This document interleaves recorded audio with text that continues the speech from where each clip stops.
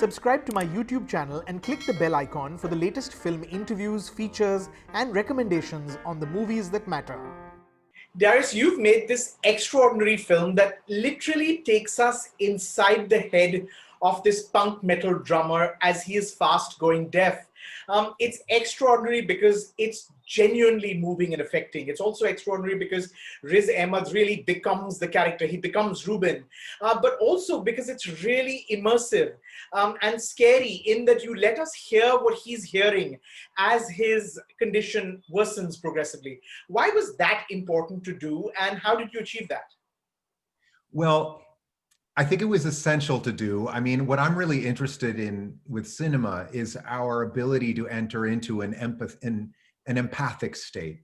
Mm. And so we are so often in movies are constantly trying to pull us in by manipulating our feelings. I didn't want to do that here. Instead, I wanted to have you become a part of a character so that we could all explore our own feelings, our own feelings of maybe discomfort in that space. And then maybe sometimes the opposite of that. But you can only achieve that kind of visceral experience by entering into it. You know, so it was very exciting for me for many years because I've been making this film for over 10 years. So it was very exciting.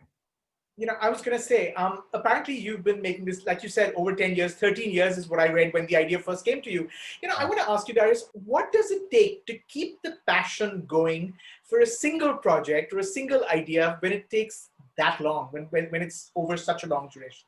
God, that's a great question. You know, it's really, you know, it's interesting. The creative process, even putting aside whether it's 10 years or 15 years or 1 year, the creative process is about believing in something that doesn't exist. And it's the essence of faith, in fact, isn't it? I mean, because it just doesn't exist. Right. So you're manifesting something. And, you know, for me, I was much less interested in making the movie quickly than I was in making the movie I wanted to make. So I think along the process, although my children would tell you that there was great despair along the way, it was very hard. It was genuinely difficult, but it also was infused with this belief in something I was doing, and that gave me life. You know, that brought me something, that feeling of intention and of faith in this thing. You know, and that kept me going. Why did this story mean so much to you? Is it true that one of the germs came from your grandmother? Yes, I mean, I kind of adopted this story from my dear friend Derek Cianfrance. Not the story so much, but the scenario from Derek. And then I kind of realized along the way all of the personal things that were bringing it to me. Many things show up on the screen, actually. It's very interesting, whether it's my childhood in a spiritual community that very much reflects the community of Joe's in the movie in certain ways.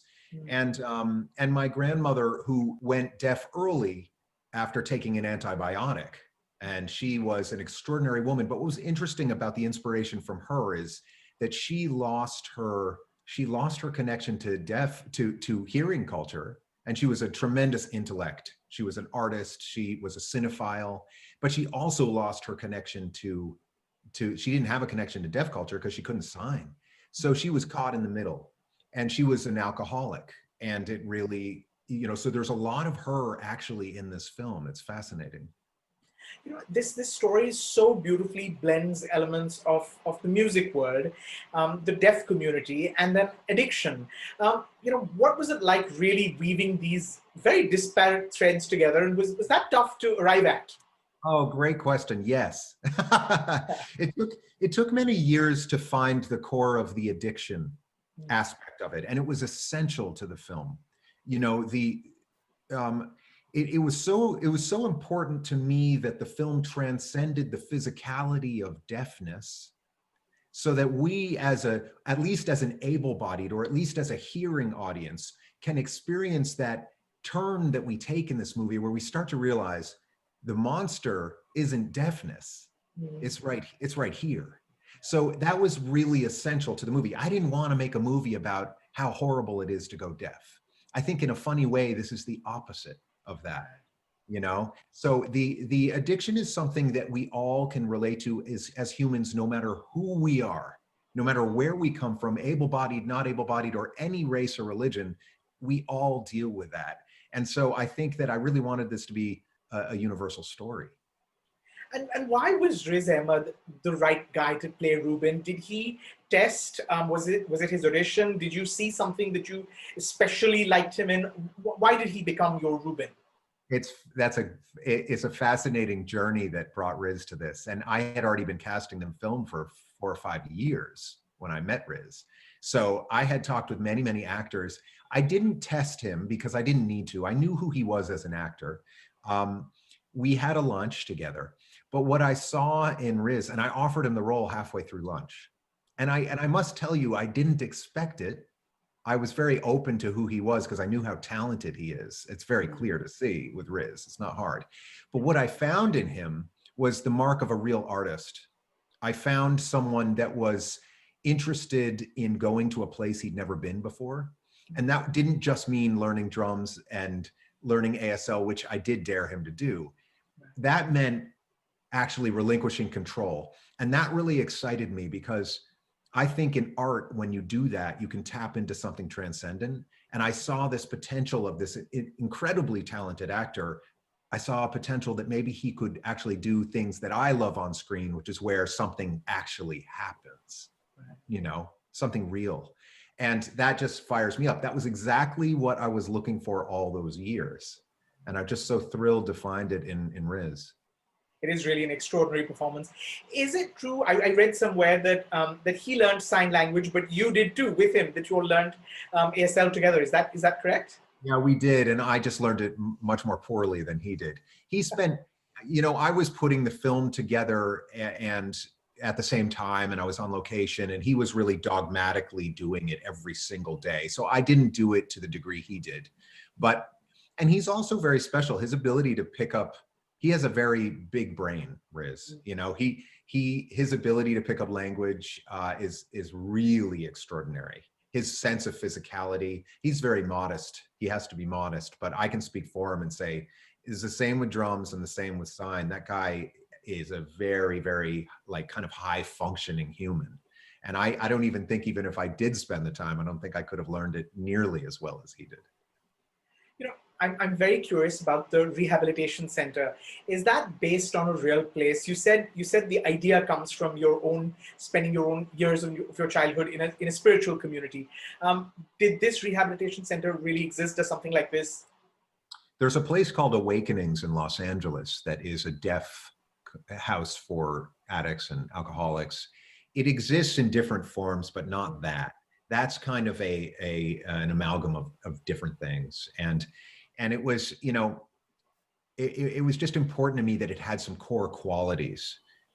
Interestingly, the house itself looks almost identical to the house I grew up in, and it's in the same state. And it took me years to find that location, years. It just needed to be very precise and be a real lived-in community house. And you know, my greatest aspiration, which I couldn't pull off for budget reasons and insurance reasons, was to have everyone live in that house for a long period of time together, which we pretty much ended up doing. We just didn't sleep there. But it was an extraordinary kind of a lived-in experience with all of those local deaf actors and some that came from afar, and many of them had dealt with addiction themselves.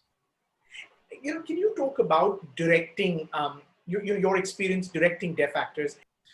Well, directing them was wonderful. And I will say just right off the bat that I had a wonderful deaf man, his name is JLS, Jeremy Stone from Brooklyn. He's the one who taught Riz sign. So I actually brought him on because I got so close with him and brought him on as my, you know, interestingly, like a creative consultant. And then I actually let him direct the deaf people there because I knew that I didn't have the nuance of language and it wasn't almost appropriate for me to be sometimes directing them. So I really let him step in, even to the chagrin of other people working on the set who were very surprised that I did. But it was because it's not my culture, and it's not. I really wanted deaf culture to be itself in this. I didn't want it to be something I wrote, you know, because that would be kind of gross. The idea of what interests me is what interests me in everything. I think that the way that we are going to expand as a people is through being curious, you know, and being curious about other cultures and other people. And that one word, curiosity, can cure a lot of problems. It's our lack of curiosity that creates these myopic, shut off, compartmentalized lives that we can live. And I'm not very interested in that. But I would say that working with deaf people also is just fantastic. I used to do a lot of acting myself, and and acting is all about listening, Yeah. and presence and connection. And what's so interesting is that deaf people almost across the board that I met are uniquely present and connected. And that's by virtue of the fact that they cannot be looking away while they talk. They cannot. It's a very physical language. It's a very connected language. It's very intimate, and it's truly a different thing. And so I think there's a world of talent within the deaf population that it would just be so wonderful to see celebrated more. You know, one of the things that I thought was very moving in the film, and at the cost of giving away a spoiler, it is the final scene, the idea of stillness that we seek out. Many of us really do seek out. What does that ending mean to you? Oh, wow. Well, what it means to me, what I hope for in that ending is that people, you know, the wonderful thing about art in general is that everyone brings themselves to it. So that it's not, you know, my greatest hope for something is that it's an experience, not necessarily something that I tell you you have to have, you know. So that ending, I hope, is a reflection back to yourself. I hope that ending is a moment when you suddenly notice how you sit. Because we've gone through such an empathic process, because we've gone through a grueling process that's wholly visceral, I'm very interested in, at that moment, where are you as a viewer? Because in a funny way, the absence of sound, silence, which is such a simple thing, but such a rare thing, that is a moment when suddenly we hear our own heart. We're aware suddenly in a way that's different, and it's physical. It's not here, you know. And you know, there's a lot of metaphor at the end of that. There's a lot of symbolism in the you know, the final act of the bells and this return to a sound of metal and all of this stuff. But really, when you get away from all of it, it's a physical sensation. Darius, have you watched the film without any sound? Because I would imagine that there is a significant audience that will. Sure hope so. I sure hope there is a significant audience that will. And yes, I have multiple times. It's fascinating. You know, a lot of people, certainly from the hearing community, talk about the film being, you know, they talk about the sound design, which is a big deal, and it's a very big deal. But the story tells itself without it. It's just a different story. And so what's really curious to me is the way that two different cultures can experience the same film differently. And I think in a way, you know, it's a way to remind ourselves that that's always true. You know, we all come from different cultures and we all experience things differently. In this case, it's very kind of obvious. But, you know, the film for hearing people will be an entirely different film for deaf people.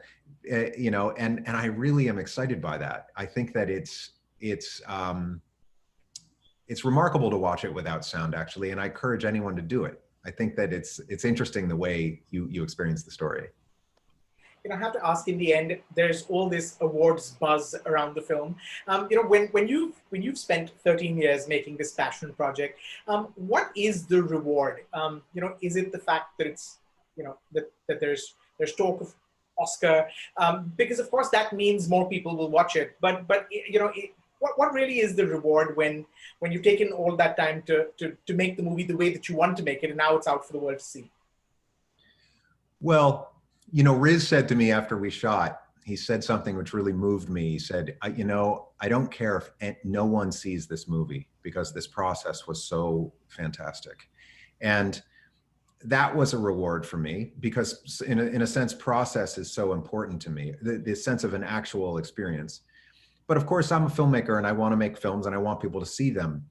I thinking about this a lot. You know, it's funny, filmmakers aren't in competition with each other. We're really not. I mean, I look at the other films that are being celebrated right now. I'm so proud of them. You know, I don't have any need to win in that sense. I think that what I am experiencing is that other people are experiencing the film. And I mean, I would like to say, I would like to see a Muslim finally nominated. That's never happened. I think that would be extraordinary. You know, those are benchmarks that I think on a political level should happen, on a cultural level should happen. But I think the real awards are the awards of time. I think the only award you can ever get as an artist is given by time, not by a bunch of people in Hollywood. It's given by time. Time will tell. Well, it's really a wonderful film, and I really think of it as a spiritual experience, even, because I really think it sort of, you know, calls out to those things inside of you. It was a beautiful film. I really enjoyed it. Cannot wait to see what you do next. Thank you so much. Thank you. Appreciate it. Take care. Thank you.